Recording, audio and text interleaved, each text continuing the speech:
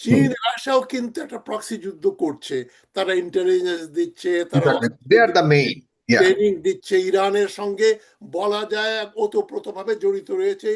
ইরানের সঙ্গে রয়েছে হেজবুল্লাহ, হামাস, হুথি, সিরিয়ানের ইরাকি, শিয়া মিলিশিয়া আর ইসলামিক জিহাদ, অনেকগুলো প্যারামিলিটারি গ্রুপস রয়েছে। যে আমরা নিউক্লিয়ার ওয়ার এর দিকে এগোচ্ছে কিনা পৃথিবী, সম্ভাবনাটা একেবারে উড়িয়ে দেয়া যায় না। দ্বিতীয় মহাযুদ্ধের সময় যখন হিরোশিমা নাগাসাকিতে নিউক্লিয়ার বোমা পড়ল, তখন কিন্তু তার কোনো প্রয়োজনীয়তা ছিল না, ইনএভিটেবিলিটি ছিল না, একেবারে আবশ্যক ছিল না, অবশ্যম্ভাবী একটা ব্যাপার ছিল না। যুদ্ধ প্রায় শেষ, তখন আমরা দেখছি আমেরিকা নিউক্লিয়ার বোমা ব্যবহার করছে। অনেকে বলছে টেস্ট কেস কেমন হয় নিউক্লিয়ার যুদ্ধ হলে, অথবা কেউ বলছে রিভেঞ্জ, মানে ওই পার্ল হারবারে যে জাপান আক্রমণ করেছিল 1941-এর ডিসেম্বর মাসে, 7 ডিসেম্বর, সেটার রিভেঞ্জ নিয়েছে। যাই হোক, কিন্তু প্রতিফল আমি সবচেয়ে আশঙ্কা পাই, নিউক্লিয়ার বম ব্যবহার করলো এবং তার প্রতিফল কি হলো? সারা পৃথিবী কি ক্ষেপে গিয়ে মার্কিন যুক্তরাষ্ট্রের বিরুদ্ধে আবার যুদ্ধ ঘোষণা করলো? করলো না। তখন প্রশ্ন উঠতে পারে, তখন তো কারো কাছে নিউক্লিয়ার বোমা ছিল না, একমাত্র মার্কিন যুক্তরাষ্ট্রের কাছেই ছিল, তারা ওটা ব্যবহার করতে পেরেছে। এখন পৃথিবীতে 10-12টা জানা অজানা নিউক্লিয়ার শক্তি রয়েছে। এখন কিন্তু যুদ্ধ শেষ হবার সম্ভাবনা তো আমি দেখছি না। মানে যুদ্ধটা কেন হচ্ছে, যেটা আমাদের পর্যালোচক বললেন, প্রক্সি ওয়ার হচ্ছে এখানে। প্রক্সি ওয়ারের ভিতরে উনি বলছেন যে ইরানের সঙ্গে রয়েছে হেজবুল্লাহ, হামাস, হুথি, সিরিয়ানের ইরাকি, শিয়া মিলিশিয়া আর ইসলামিক জিহাদ, অনেকগুলো প্যারামিলিটারি গ্রুপস রয়েছে। কিন্তু সবচেয়ে বড় প্রক্সি ওয়ার যেটা হচ্ছে এখানে, সেটা হচ্ছে আমেরিকা, চীন এবং রাশিয়া। চীন রাশিয়াও কিন্তু একটা প্রক্সি যুদ্ধ করছে। তারা ইন্টেলিজেন্স দিচ্ছে, তারা Exactly. They are the main. Yeah. Training দিচ্ছে ইরানের সঙ্গে। বলা যায় ওতপ্রোতভাবে জড়িত রয়েছে দুটো দেশ কমপক্ষে, চায়না এবং রাশিয়া। Sure. এবং যুদ্ধটা কেন হচ্ছে? এটা কি শুধু ইগো, যে ইরান বলছে উইল ডিস্ট্রয় ইসরায়েল, ইসরায়েল বলছে ইরান ইজ আওয়ার এনিমি? আমার একটা তত্ত্ব আছে, সেটা হচ্ছে সমস্ত যুদ্ধ, পৃথিবীর সকল যুদ্ধই বাণিজ্য যুদ্ধ। অল ওয়ার্স আর ট্রেড ওয়ার।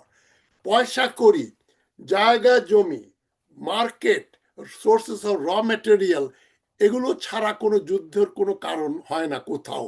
সবাই যুদ্ধ করে কর্তৃত্ব স্থাপনের জন্য। এটা ঠিক পাড়ার মস্তানের মতো না যে আমি মস্তান, তোরা আমাকে সালাম দিবি, না দিলে আমি মারবো। তার ভেতরেও কিন্তু ওই এলাকার চাঁদাবাজি কে করবে ওটা প্রচ্ছন্নভাবে লুকিয়ে থাকে। কিন্তু এই যে পাড়ায় পাড়ায় যে মাস্তানি হয়, এই এরিয়াতে আসতে দেয় না। ড্রাগ ডিলারদের যে মারামারি হয়, এক ড্রাগ ডিলার এক ড্রাগ সিন্ডিকেটকে শেষ করে দেয়। কারণটা কি? তার সঙ্গে ব্যক্তিগত শত্রুতা? না, ব্যক্তিগত না, ওই ড্রাগের মার্কেটটা কে কন্ট্রোল করবে। এখানেও তাই। এই যে এলাকাটা যেটা দেখছি মধ্যপ্রাচ্য, যখন পর্যন্ত তেলের একটা substitute alternative, full fledged electric গাড়ি বা অন্য কিছু এনার্জি সোর্স বের না হয়, সোলার এনার্জি আর ইলেকট্রিক এনার্জি, ততদিন পর্যন্ত তেলের মূল্য থাকবে। এবং এই তেল যেগুলো আছে মধ্যপ্রাচ্যে এবং সারা দুনিয়াতে, বলছে অনেকে বলছেন 50 বছর আরো এই তেলের উপর নির্ভর করবে আমাদের ইকোনমিগুলো। সেই তেলের 80 ভাগ তেল নিয়ন্ত্রণ করছে এই এলাকাটা। রেড সি দিয়ে সুয়েজ ক্যানাল এবং ওয়ার্ল্ড ট্রেডের 60% ট্রেড আপনার যায় সুয়েজ ক্যানাল দিয়ে। সুয়েজের অল্টারনেটিভ আছে, আপনারা বলতে পারেন Cape of Good Hope South Africa দিয়ে ইন্ডিয়া থেকে বা ইস্টের থেকে লোকজন কেপ অফ গুড হোপে যাবে, ওখান থেকে আবার জাহাজ নিয়ে তারা আটলান্টিক ক্রস করে ইউরোপে যাবে। সেটা ছিল 1869 পর্যন্ত। কিন্তু সুয়েজ খাল আছে, সুয়েজ খাল আর অনেক কয়েক হাজার মাইল ডিস্টেন্স কমিয়েছে, কিন্তু 60% ট্রাফিক ওখান দিয়ে যায়। তবে সুয়েজ খালের অল্টারনেটিভের কথা আমি চিন্তা করছি না। আমি চিন্তা করছি এই যে সৌদি আরবের যে তেল এখান দিয়ে যাবে রেড সি দিয়ে, বাবুল মান্দাব যদি ওখানে বন্ধ করে দেয়, আপনি স্ট্র্যাটেজিক্যালি দেখেন দুটো দেশ এখানে, ইয়ামান এবং ওইদিকে ইরান, দুটোই স্ট্র্যাটেজিক্যালি খুব ইম্পর্টেন্ট। ইয়েমেন কন্ট্রোল করছে হুথি গেরিলাস, হুথি ফাইটার্স, মিলিশিয়া বলা হয়, তবে ইয়েমেনের সরকারের কোনো নিয়ন্ত্রণ নাই। অনেকে বলছে ইয়েমেনের সরকারই হুথি। এখন হুথিদের যে 2-2.5 লক্ষ ফাইটার এবং হেজবুল্লাহ, লেবাননে একই অবস্থা, লেবানিজ গভর্নমেন্টের কন্ট্রোল নাই, 1 লক্ষ হেজবুল্লাহ। 1 লক্ষ হিজবুল্লাহ নর্দার্ন ইসরায়েলকে ব্যতিব্যস্ত রাখতে পারে যুদ্ধে, অলরেডি তারা এঙ্গেজ করেছে। এবং হুথিরা এই যে বাবল মন্দব, যেটা রেড সির যে এন্ট্রি, ওই পয়েন্টটা যদি বন্ধ করে দেয়, তাহলে সৌদি আরব কোনো তেল রপ্তানিও করতে পারবে না, আর কোনো জিনিস আমদানিও করতে পারবে না সমুদ্র পথে। আর এদিকে Gulf of straight of Hormuz, যেটা 20% পেট্রোলিয়াম প্রোডাক্টস, গ্যাস এবং পেট্রোলিয়াম এখান দিয়ে যায়। এখন এখানে যে দেশগুলো আছে, চিরকালের জন্য তো দেশগুলো পঙ্গু হয়ে যাবে যদি ইরান এই স্টেট অফ হরমুজ চিরকালের জন্য বন্ধ করে রাখে। সে দেশগুলো কি? একটা হচ্ছে ইরাক, তারপরে কুয়েত, কাতার, বাহরাইন, ইউএই। এই 5টা দেশ পুরোপুরি ইরানের কৃপার উপর নির্ভর করছে। ইরান যদি বলে তোমাদের আমরা বের হতে দেব না, বের হতে পারবে না তারা। এমনকি মার্কিন যুক্তরাষ্ট্রের বড় বড় অ্যাডমিরালরা বলেছেন যে আমরা মার্কিন নেভির জনবল হচ্ছে 3 লক্ষের মতো, এত বড় নেভি, ওয়ার্ল্ডের বিগেস্ট। সেই নেভির অ্যাডমিরালরা বলছেন যে আমরা Atlantic ocean, Pacific ocean, Indian ocean আমাদের নিয়ন্ত্রণে। তবে একটা জায়গায় আমরা কোনোদিনও যাব না যদি না সেখানে ইরান আমাদের প্রতি বন্ধুভাবাপন্ন না হয়, সেটা হচ্ছে strait of Hormuz. Strait of হরমুজের জিওগ্রাফিক্যাল লোকেশন এবং মাত্র 21 মাইল চওড়া, কিন্তু 21 মাইলের ভিতরে প্রায় 12-14 মাইল ন্যাভিগেবল না, পানি কম, এবং সেখানে নিচে, মাটির নিচে পাহাড়, মাউন্টেন রয়েছে, 300-250 ফুট, 300 ফুট ডেপথ। ওরা 10 মাইলের মতো ব্যবহার করতে পারে। ওই 10 মাইল জায়গা মাইন দিয়ে এবং মিসাইল দিয়ে, ইরানের যে ভিতরে যে পাহাড় পর্বত, ওখান থেকে তারা মিসাইল দিয়ে ওটাকে, যে কোনো জাহাজ, যদি এন্টারপ্রাইজ বলেন বা আমেরিকান আব্রাহাম লিঙ্কন বলেন, এয়ারক্রাফট ক্যারিয়ার গুলোকেও তারা ধ্বংস করে দিতে পারে। সুতরাং ইরান এবং ইয়েমেন, এই দুটো দেশ স্ট্র্যাটেজিক্যালি খুবই ইম্পর্টেন্ট। আর যুদ্ধ হচ্ছে কেবল ইগোর জন্য না, যুদ্ধ হচ্ছে অঞ্চল কারা নিয়ন্ত্রণ করবে। ইসরায়েল যখন সৃষ্টি করা হলো 1948 সালে, তার আগে আমি একটু ছোট্ট ব্রিফ হিস্ট্রি বলি। 1896 খ্রিস্টাব্দে থিওডর হার্জেল নামে একজন অস্ট্রিয়ান জু, উনি একটা বই লিখেছিলেন, ছোট্ট একটা বই, দ্য জুইশ স্টেট, দ্য জুদান স্টার্ট, জার্মান ল্যাঙ্গুয়েজে। উনি বলেছিলেন যে আমাদের প্যালেস্টাইনে যদি ইহুদিদের জন্য একটা রাষ্ট্র গড়ে দাও, তাহলে তোমাদের, ইউরোপিয়ানদের কথা, ইউরোপিয়ান আমেরিকানদের কথা বলছে, তোমাদের জন্য, ওয়েস্টার্ন ওয়ার্ল্ডের জন্য মধ্যপ্রাচ্যে একটা ঘাঁটি তৈরি হবে, a western rampart in the heart of the Arab world. এটাই ছিল উদ্দেশ্য। কেন? যে ভারত মহাসাগর দিয়ে ভারতের যে ব্রিটিশ সাম্রাজ্য আছে, ফ্রান্সের যে ভিয়েতনামের সাম্রাজ্য আছে, নেদারল্যান্ডসে যে ইন্দোনেশিয়াতে কলোনি সাম্রাজ্য আছে, ওগুলো নিয়ন্ত্রণের জন্য মধ্যপ্রাচ্যের এই এলাকাটাকে নিয়ন্ত্রণ করবে, তার উপর নির্ভর করে। ইউরোপ থেকে আপনি ইন্দোনেশিয়া যাবেন, মালয়েশিয়া যাবেন, ভারতে যাবেন, বা অন্য ইস্টার্ন ওয়ার্ল্ডে যাবেন, চীনের দিকে যাবেন, সমস্ত নিয়ন্ত্রণের পথ হচ্ছে মধ্যপ্রাচ্য ইউরোপিয়ানদের জন্য।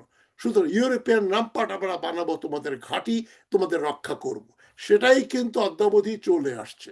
ব্রিটিশরা সেকেন্ড ওয়ার্ল্ড ওয়ারের পরে রিট্রিট করার পরে আমেরিকা এই এলাকার মাস্টার হয়ে গেল, এবং তাদের ঘাঁটি হচ্ছে ইসরায়েল। সেই জন্য 1948 বানানো হলো এই ঘাঁটিটাকে তারা আরো বড় বানাতে চাচ্ছে, গ্রেটার ইসরায়েল, যেটা ইসরায়েল বলে সৌদি আরবের কিছু অংশ, পুরো লেবানন, পুরো জর্ডান, সিরিয়ার বিরাট অংশ, ইরাকের কিছু অংশ, সৌদি আরবের কিছু অংশ, মিশরের সাইনাই পেনিনসুলা নিয়ে আমরা গ্রেটার ইসরায়েল বানাবো, এবং সেটার ইন্ধন যোগাবে কে? মার্কিন যুক্তরাষ্ট্র।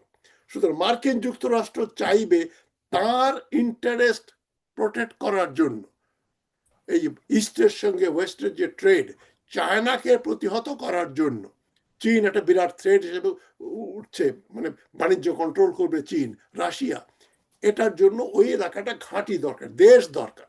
ঘাঁটি না শুধু, একটা দেশ যেটা সেলফ সাফিসিয়েন্ট, নিজেরাই ওই এলাকার সবচেয়ে শক্তিশালী দেশ হিসাবে টিকে থাকবে। তো ইসরায়েলের জন্য এটা একটা এক্সিস্টেন্সিয়াল ব্যাপার। ইসরায়েল টিকে থাকতে হলে যুদ্ধ না করলেও যুদ্ধের জন্য সবসময় প্রস্তুতি রাখতে হবে। এবং ইরান নতুন একটা পাওয়ার এমার্জ করছে 1979 এর পরে, আগেই ছিল এটা, কিন্তু প্রো আমেরিকান প্রো ওয়েস্টার্ন গভর্নমেন্টের জন্য রেজা শাহের সময় ইরান ছিল পশ্চিমের বন্ধু, পুলিশম্যান, দুইটা পুলিশম্যান ছিল মধ্যপ্রাচ্যে, একটা ইসরায়েল আর একটা ইরান।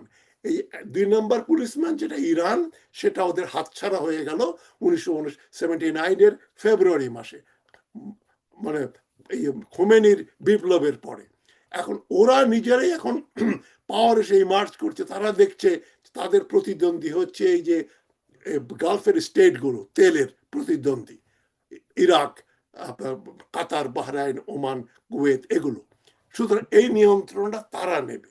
তারাও মনে মনে চিন্তা করে আমরা একটা শিয়া এম্পায়ার সৃষ্টি করব এবং আমরা এই এলাকার হেগেমন হব, মাতব্বরি করব।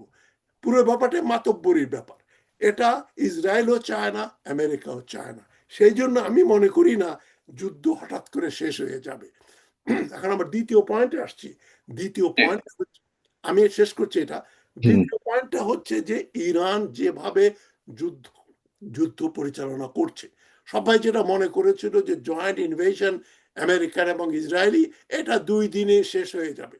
যে জন্য অনেক অ্যানালিস্ট বলেন ট্রাম্প যুদ্ধ শুরু করলো 28শে ফেব্রুয়ারি শনিবার, সে মনে করেছিল শনিবার, রবিবার, সোমবারে যখন অফিস খুলবে তখন তারা লোকজন শুনবে একটা যুদ্ধ হয়ে গেল উইকেন্ডে, ইরানকে আমরা শায়েস্তা করে দিয়েছি।